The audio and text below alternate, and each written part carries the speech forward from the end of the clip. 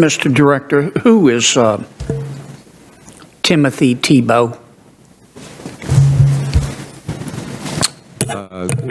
Mr. Tebow was, for some period of time until relatively recently, what's called an ASAC in our Washington field office. He was the Assistant Special Agent in charge? That's what ASAC stands for. There's a whole number of them in the Washington field office. The structure is there's at the head of the office, and then there's SACs, and then the next level down, there's the level that he was at. And he has or had been with the FBI about 25 years. Is that right? Well, now you're testing my knowledge a little bit. Okay. He was a powerful guy. Is that correct? I'm sorry? He was a powerful guy. Is that correct? Well, I don't know that I would use that description. Okay. He had no power. I think every law enforcement agent in the FBI with the responsibilities they're entrusted with has significant power. Okay. Did he work on the President Trump Russian collusion investigation?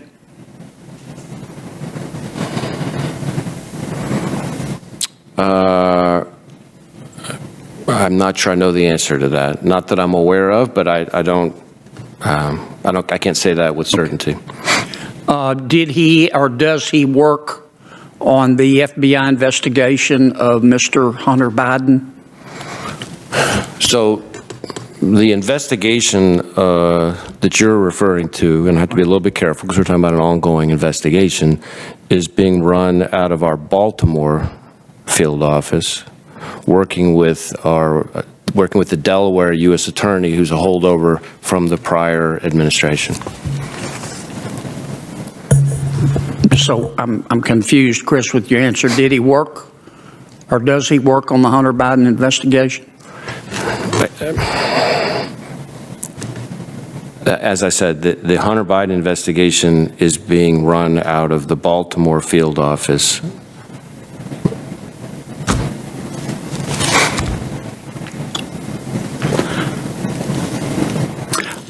Isn't it true that in September of 2020, Special Agent Tebow went on social media and liked a Washington Post article entitled, quote, "William Barr has gone rogue"? I have seen descriptions to that effect. I have to be a little bit careful about how far we can go in this conversation because of specific ongoing personnel matters. Isn't it true that also in September of 2020, Special Agent Tebow went on social media and posted a Washington Post article entitled, quote, "Why the Michael Flynn case still matters"? A similar answer to the one I gave before.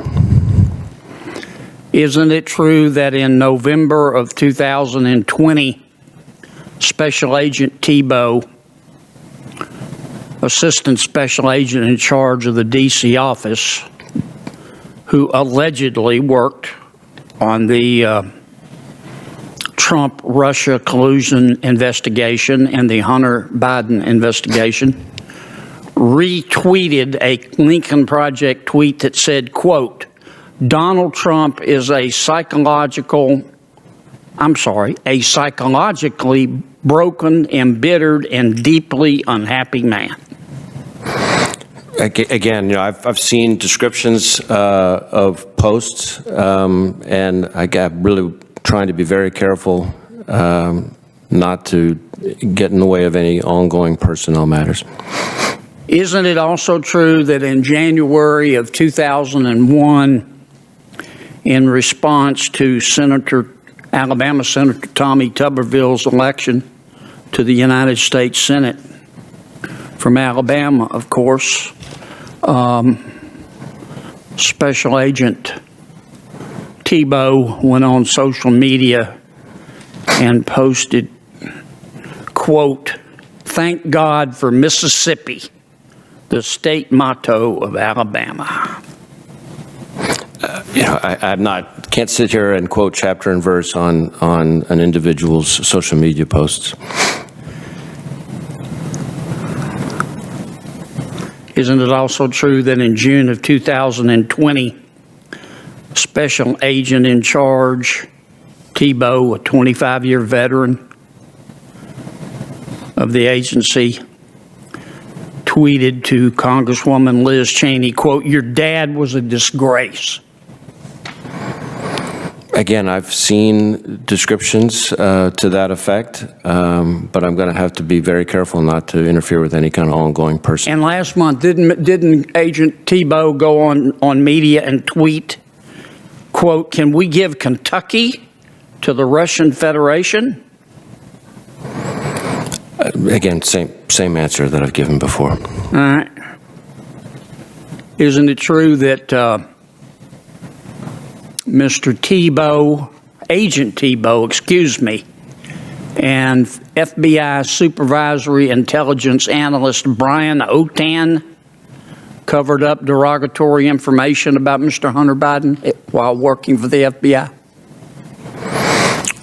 Well, again, I want to be very careful not to interfere with ongoing personnel matters. I should say that when I read the letter that describes the kinds of things that you're talking about, I found it deeply troubling. And It is troubling. And it is totally... And it's not about their political beliefs. Right. It's not about their political beliefs. It's about that this is a senior employee at the FBI with years of experience going on social media and tweeting this kind of stuff. So I have, since I started in... Which gives the people the impression that there is bias, whether there is or there isn't.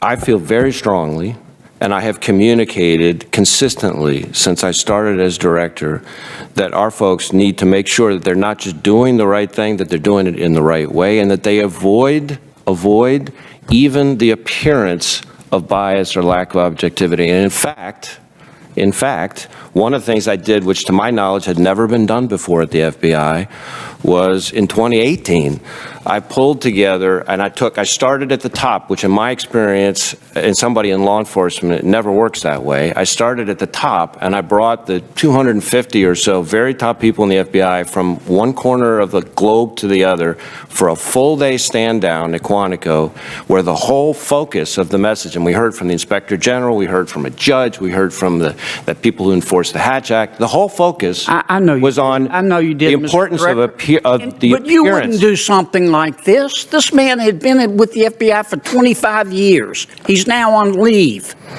He did this kind of stuff as recently as last month. Do you know how this looks to the American people? I will tell you that what you're describing is not representative of the FBI that I see up close every day in this country, where I see patriots working their tails off. And I agree with tremendous integrity and objectivity. I agree with that and have said that to you repeatedly. But you're killing yourselves with this stuff. And this investigation needs to be completed on this gentleman, and the results need to be reported to the American people. Thank you, Mr.